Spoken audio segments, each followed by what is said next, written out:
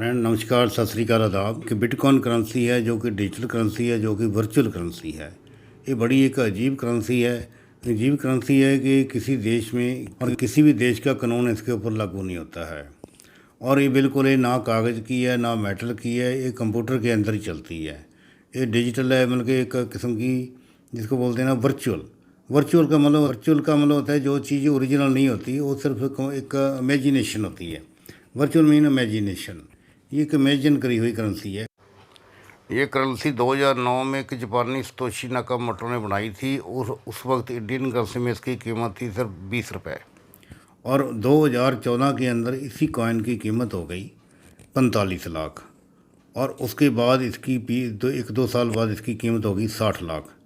फिर इसकी कीमत होगी 1 करोड़ रुपया। फिर भी 2021 है, अभी चल रहा है। अभी मैं आपको आज की प्राइस गूगल के ऊपर दिखाता हूँ, जिसमें लिखा होगा bitcoin currency price in India today. तो आज की प्राइस है 29,50,000, यानी कि 29,50,000 मतलब कि राउंड फिगर करी जाए तो 30 लाख है। ये जो मेरे दोस्त ने मुझे बताया, कहता अगर हम दोनों ने 2010 के अंदर 100 रुपये के कॉइन 5 कॉइन खरीदे होते तो आज हमारे पास 1.5 करोड़ रुपया होना था। वो किसी भी देश में बेचे नहीं जा सकते। बहुत सारे देशों के अंदर ये करेंसी बैंड है और इतनी फ्लक्चुएशन है, बड़ी कंट्रोवर्सी हो रही है। लोग सोच रहे हैं कि इसके अंदर काफ़ी सारे लोगों ने पैसा लगा दिया। इंडिया के अंदर एक आदमी आया, अमित भारद्वाज। उसने इंडिया के लोगों से 2,000 करोड़ रुपया इकट्ठा करके फॉरेन कंट्री भाग गया। फिर उसको वहाँ से सरकार पकड़ के लाई, जेल में बंद करा। अभी वो फिर बेल पर फिर आउट है। खैर चलो, ये तो स्टोरी है इसकी बिटकॉइन की। अब बिटकॉइन के बारे में असली बात क्या है, असली बात अभी मैं आपको बताता हूँ। मैं एक बार बहुत ही अजीब वाक़या हुआ चंडीगढ़ में, जहाँ मैं रहता था। वहाँ जो हमारा मोहल्ला था, समझो उसके उसके अंदर एक लड़का रहता था। वो बिल्कुल कोई भी काम नहीं करता था, सारा दिन बेला रहता था। वो सारे जो मोहल्ले वाले हैं उसका, जो उसके सामने तो नहीं बोलते थे, वैसे उसका नाम रखा हुआ था नखट्टू। नखट्टू पंजाबी में उसको बोलते हैं, जो बिल्कुल कोई काम ना करता हो। अल्टीमेटली खाली रहता था। किसी तरीके से किसी आदमी ने उसको कि चंडीगढ़ में सेक्टर 17 में पोस्ट ऑफिस के पास एक छोटी सी शेयर मार्केट बनी हुई थी, उसके अंदर एक ब्रोकर के पास उसको लगवा दिया। तो थोड़ी बहुत ही बातें शेयर मार्केट की वो सीख गया था कैसे करनी है। खैर 2-4 महीने और 6 महीने बिजली बीते तो एक नया स्कूटर लेके आ गया। तो मोहल्ले में एक आदमी था, हमारे बाबू था, वो किसी ऑफिस में नौकरी करता था। उसने भी पूछा, भाई तू तो बिल्कुल ही ऐसे कोई भी काम नहीं करता था, अभी तू कौन सी नौकरी पे लगा है जो तूने अभी अभी नया स्कूटर भी ले लिया, तू तो बड़ी तरक्की कर गया। उन्होंने कहा हाँ जी। कहता मैं शेयर मार्केट में काम करता हूँ। अभी मैं शेयर मार्केट में जो ब्रोकर का काम है, जो हमारे पास जो शेयर बेचने वाले लोग आते हैं या ख़रीदने वाले आते हैं, उनको मैं अटेंड करता हूँ। मैंने बाई चांस वैसे कह दिया। कहता अच्छा कोई ऐसा कोई मेरे को भी बताना, कोई कहाँ मैं थोड़ा पैसा इन्वेस्ट कर दूँ ताकि कोई आमदन हो जाए। कहता हाँ जी बता दूँगा। कुछ ही दिनों बाद उसको बोला कि तुम ऐसे करो कि तुम कुछ पैसा इन्वेस्ट करना चाहते हो तो अभी इतना ज़्यादा पैसा ना इन्वेस्ट करो, फ़िलहाल थोड़ा सा 10,000 रुपये खर्च करो। तो उसमें अगर आपको पैसा की इनकम आनी शुरू हो जाएगी तो फिर आपने और कर लेना, अदरवाइज छोड़ देना। लेकिन अभी उतना ही पैसा लगाओ जितना कि तुम अफोर्ड कर सकते हो, पैसा तुम्हारे पास फालतू पड़ा है। उसने कहा ठीक है कोई बात नहीं, 10,000 रुपये तो मैं दे सकता हूँ। उसने उसको 10,000 रुपये दे दिया। उसकी कुछ ही दिनों के बाद वो लड़का आया, उसने कहा जो तुमने 10,000 रुपये दिया, 10,000 के बदले में आपको 10,000 प्रॉफिट हो गया, अभी आपका वो 10,000 रुपये 20,000 रुपये बन चुका है। उसने कहा यार तू ये तो बता कि तूने कौन सी कंपनी के शेयर खरीदे मेरे ब्याह पर या मेरे नाम पर। वो कहता है ये छोड़ो, आप आम खाने से मतलब रखो, दरख्त ना देखो कौन सा। उसने कहा अच्छा भाई ठीक है। कहता यार चलो कुछ भी बता तो दे, कौन सी कंपनी के है, कितने के लिए, क्या हुआ, सर्टिफिकेट कहाँ है। वो कहता तुमने क्या लेना, तुम्हारा 10 का 20 हो गया, तुम अभी 10 का 20, अगर 20,000 रुपये लेना मेरे से अभी ले लो। उसने कहा भाई दे दे। उसने कहा ठीक है मैं ये आपको सजेस्ट करता हूँ कि उसने मशवरा दिया कि तुम अभी 20,000 रुपये ना लो, तो मुझे 30,000 रुपये और दो, ये 50 हो जाएगा। 50 के बदले में तुम्हारे को ऐसी जगह पे पैसे लगा दूंगा, 50 का लाख हो जाएगा। वो बंदा बड़ा खुश हुआ। उसने उसको कहा ठीक है तुम अपनी ये जो 20,000 रुपये मेरा तेरे पास है तो अपने पास ही रख, तेरे को मैं 30 और देता हूँ। उसने 30 और दे दिया। उसने फिर इन्वेस्ट कर दिया। उसने कहा हाँ जी मैंने अपना आपका पैसा इन्वेस्ट कर दिया। उसने कहा कहाँ करा, पहले वाला कहाँ करा था, ये कहाँ करा।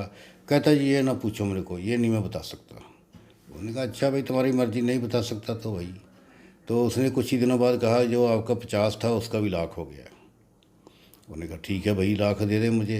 उसने कहा लाख अभी ना लो, अभी लाख और दे दो, 2 लाख हो जाएगा, फिर इसका मैं 4 लाख बना के आपको वापस कर दूंगा।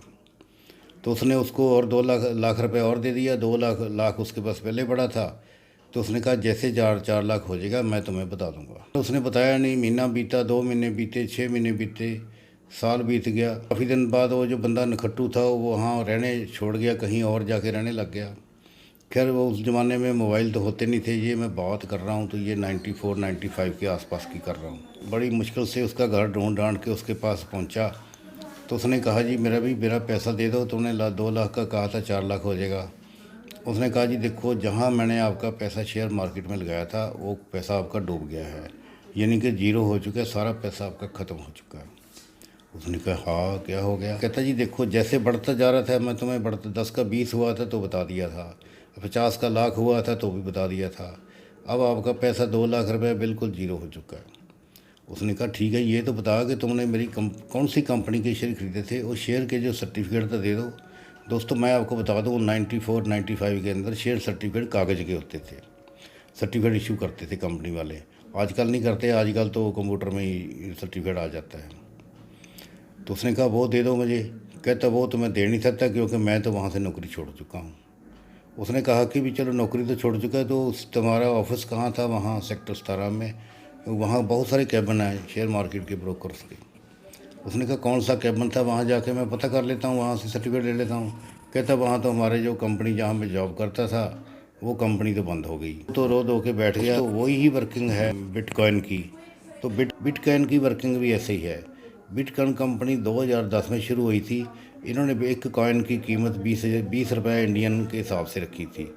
उसके बाद 2014 में वो 20 रुपये वाले की इन्होंने कॉस्ट डिक्लेयर कर दी कि 45 लाख हो गई है। उसके बाद फिर इन्होंने कहा 60 लाख हो गई है, फिर इन्होंने कहा करोड़ रुपए हो गई है, फिर उन्होंने कहा अमिताभ बच्चन ने भी पैसा इन्वेस्ट कर दिया है। जब 60 लाख का था इन्होंने बीच में कह दिया जी एक अमेरिका का बहुत बड़ा बिजनेस टाइकून है जो टेस्ला कार बनाई जिसने, उसका मालिक था इलॉन मस्क।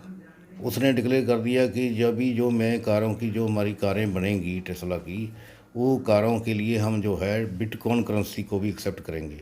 तो बिटकॉइन करेंसी के जो रेट थे 60 लाख से करोड़ रुपए तक पहुंच गए। उसके बाद 1 महीने बाद ही उसने इलॉन मस्क ने कहा, मार्च में ये स्टेटमेंट दी थी कि मैं एक्सेप्ट करूंगा बिटकॉइन करेंसी को।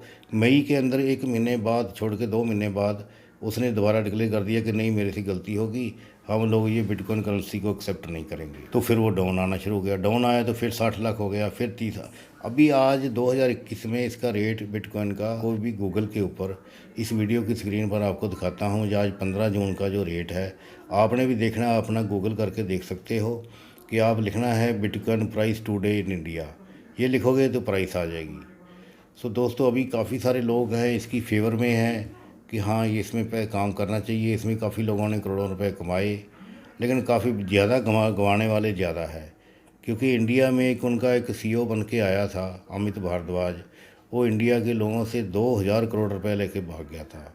फिर किसी फॉरेन कंट्री में भाग गया था, थाईलैंड से। फिर हमारी गवर्नमेंट उसको पकड़ के लाई, फिर उसको जेल में बंद करा, अभी वो फिर बेल पर आउट है। सो दोस्तों ये सारी स्टोरी सुनाने का मतलब यही है कि आपने खुद ही डिसाइड करना है कि ये बिटकॉइन करेंसी जो है या क्रिप्टो करेंसी, जिसका नाम क्रिप्टो करेंसी भी कहते हैं, इसमें आपने ट्रेडिंग करनी है या नहीं करनी है। वीडियो आपको अच्छी लगी तो आप लाइक तो कर ही दोगे। ऐसी वीडियो रियल एस्टेट के न्यू बिजनेस आइडियाज़ के बारे में, इन्वेस्टमेंट के बारे में